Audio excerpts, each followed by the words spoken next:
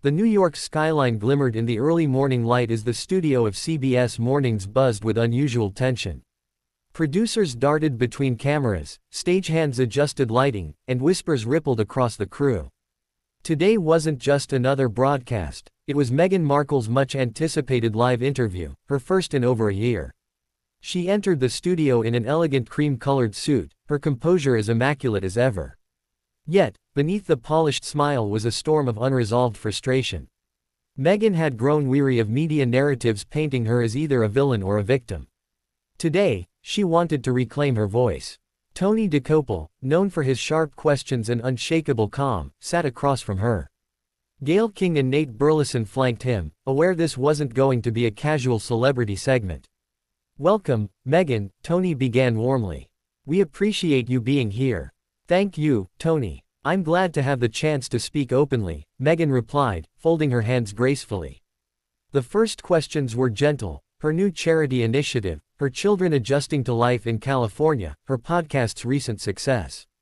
Meghan spoke smoothly, her answers sprinkled with anecdotes that revealed both vulnerability and determination.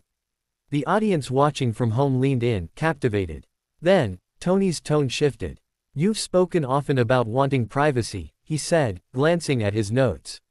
"Yet, critics point out that you and Prince Harry have signed multi-million-dollar media deals, appeared in documentaries, and given high-profile interviews. How do you reconcile asking for privacy while remaining very much in the public eye?" The air thickened. Meghan's smile faltered just slightly. "That's a question that gets asked often," she said evenly. "Wanting privacy doesn't mean silence. It means having the right to tell our story in our own way, without distortion." Tony pressed on. "But isn't there a contradiction? Some argue you're profiting from the very attention you claim to avoid. How do you respond to that?" Meghan shifted in her seat. "There's a difference between invasive intrusion and intentional sharing. When the media publishes lies or harasses our children, that's unacceptable. Choosing to create content on our terms is empowerment." Nate tried to lighten the mood, but Tony's journalistic instincts wouldn't let him back down. "Still," he said, his voice firm, "many people believe you've built a brand around victimhood. That you've turned personal struggles into a global business. Do you see that criticism as valid?" The studio went silent. Gayle shot Tony a warning glance. Meghan's eyes darkened, her carefully measured tone giving way to raw emotion. "With respect, Tony, I think that's a deeply unfair characterization. Speaking about racism, sexism, or mental health isn't monetizing pain, it's survival. And if my speaking helps others feel less alone, then I refuse to apologize for that." Applause erupted from some crew members, but Tony remained unfazed. "But doesn't constant public exposure contradict the narrative of being silenced? Some would say." "Some would say what?" Meghan cut in sharply. Her voice, though controlled, carried an edge that made the entire room stiffen. "That you wanted the benefits of royalty without the responsibility," Tony finished calmly. Meghan's jaw tightened. "Responsibility is one thing, abuse is another. If you can't see the difference, then perhaps you've never lived it." The tension was palpable. Cameras kept rolling, but producers in the control room exchanged frantic looks. This was turning into a confrontation far beyond their prepared script. Gayle interjected quickly, "We'll be right back after the break." The screen faded to commercials, but inside the studio, the real fireworks were just beginning. The moment the red light above the camera went dark, Meghan leaned forward. Her polished composure cracked. "Is this what you invited me for?" She snapped at Tony. "To drag me through the same tabloid narrative I've been fighting for years." Tony remained calm, his expression neutral. "It's not about dragging you. It's about asking what viewers are already thinking.